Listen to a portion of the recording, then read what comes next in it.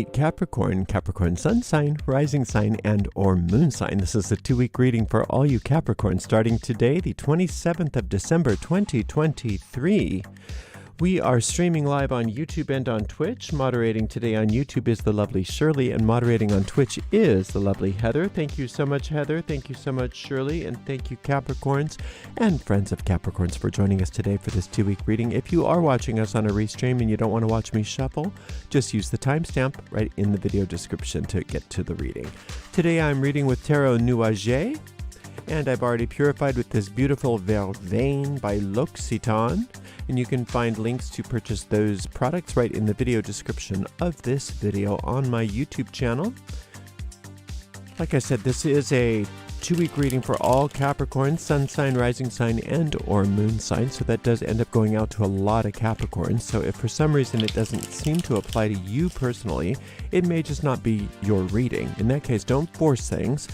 Just disregard that reading and listen instead to one of the zodiacal readings for your other signs. Or remember that we have a general reading for all signs every day but Monday, plus we have a weekly pick a card reading. So there's all kinds of other options if this one doesn't seem to be for you. You can find the most recent streams of all tarot readings on the website, arielscorner.com. arielscorner.com. Just click on the free online tarot readings link right in the main menu. If you are watching us on YouTube, please do make sure that you like the video, subscribe to the channel, and hit the notification bell. And if you're watching on Twitch, please make sure you follow us on Twitch.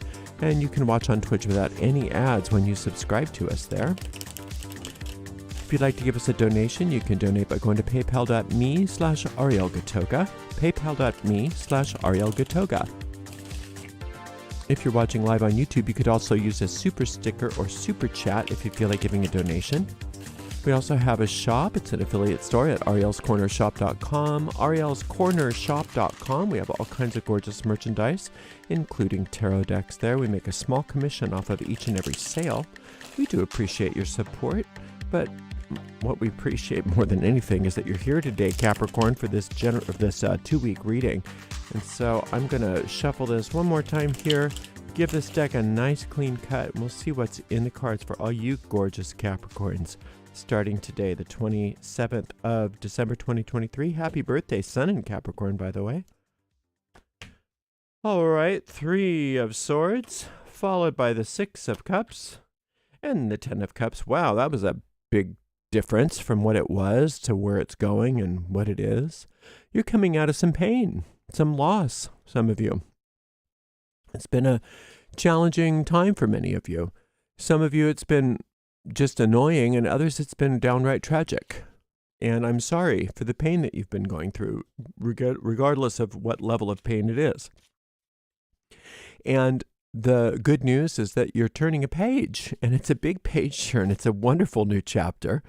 And the 6 of Cups is all about letting a higher power remove from you the pain that you can't get through on your own. It's okay to know that you can't do it all yourself. In fact, it's imperative that you know that you can't do it all yourself. Sometimes just knowing that you're not supposed to have everything figured out all by yourself is a relief. You know, just knowing that there's a force in the universe that can do for you the things that you can't do for yourself. God, grant me the serenity to accept the things I cannot change. So you got to accept that you cannot change them, but that doesn't mean that they can't be changed.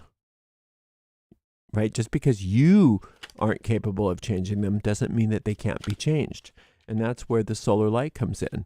It does for us what we can't do for ourselves. And that's what the 6 of Cups is.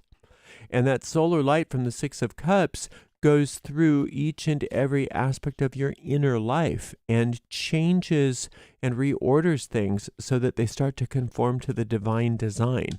When your inner world, the emotions, the inner talk, the dreams, the thoughts, all of that, when all of that invisible inner world is reordered so that it conforms to the divine design, then the manifestations follow suit, because that's how cause and effect works. It goes from the inside out. And that's why As you allow this solar light, or whatever you want to call it, you don't have to call it that, but when you allow this higher power to reorder your mind for you and recognize that you can't do it all yourself, you notice that things start to change in a really dramatic and positive, wonderful way. And you're going from the from this 3 of Swords to the 10 of Cups. That's a huge difference. That's a huge difference in destination. It's like going from, some really horrible, scary neighborhood to the south of France on a beach, and all because that's where you're supposed to be, but you didn't know how to get there. You didn't know how to get there. You had to call the travel agent or whatever. So this solar light is something that if you have time over the next couple weeks to spend time with it, if it's something that interests you, you can listen to one of my solar light meditations to learn the process, but you really don't need a recording after a couple times. It's so simple. You can just do it wherever, whenever. And what that does is it relinquishes the control from you thinking that you're supposed to figure everything out and know how to get out of your pain or your predicaments. And it relinquishes that control and gives it over to the power that makes the planets revolve around the sun. Right? It knows what to do. You don't have to. And where that wants to bring you is pure happiness. This is the happily ever after card. This is the pain and suffering card, and this is the happily ever after card. What a transformation. What a change. The good news also about this 3 of Swords is this is something that you're coming out of. So it's trying to be over and done with whatever this is. So it's up to you to let it be. But you don't have to really do much other than relinquish. Now, we've got this Ace of Cups, which says that this pain was the opening to maybe search for something else, to search for something higher. And we've got this Empress card, which is all about prosperity and poise and healing. And the Star card, which is all about healing, forgiveness, and transformation. So it's a beautiful, beautiful reading. Even though it didn't start out that way for many of you. It didn't start out very, very nice, maybe a while back or recently, or even now still for some of you. It was fairly or very, for some of you, painful. And pain and tragedy are a reality in this world, and there's not something that anybody can fully escape from here, but it's also very addictive, and it's very self-perpetuating. And anybody that's been in a grief cycle knows what that is, that there is a time for grief, but then there's a time for moving on. And a lot of us don't want to move on because we don't think that we don't think we're honoring our grief when we move on from it. We think that, there's something wrong with us, that we want to move off of our grief, whatever that happens to be. And you'll know when it's time. And for most of you, the time is now. And for some of you, the grief doesn't seem like, it was objectively all that bad, but it still affected you. And for others, it was really, really objectively horrible and very sad and awful. Some of you went through divorces. Some of you have lost pets or loved ones. And some of you, it wasn't maybe so dramatic in the physical world, but it hurt just the same. But it's important if there was any kind of a loss that you honor that and you go through whatever you have to go through to that feeling of sadness. But at the same time, it's not a sin to recognize the openings that it brings you and to move off of that and move forward. And sometimes the only way to do that is to call on a higher power. Now, when you call upon that higher power, that I'm recommending the solar light just because that's how it comes up in the reading. When you do that, what happens is you learn that you don't have to do anything, Capricorn. That really bugs Capricorns. What do you mean I don't have to do anything? I'm the 10th house. I work hard. You can't tell me what to do or what not to do, right? But it's just you get a new type of doing. You're going into a new type of doing. You're doing by not doing. You're learning how to be a magnet rather than a getter. You're learning how to be a receiver rather than a getter. This is receiving. This is getting. When you're getting, you are not in a position to receive. But when you're receiving, you're also in a position to give. And the Empress is all poise. She's all loving.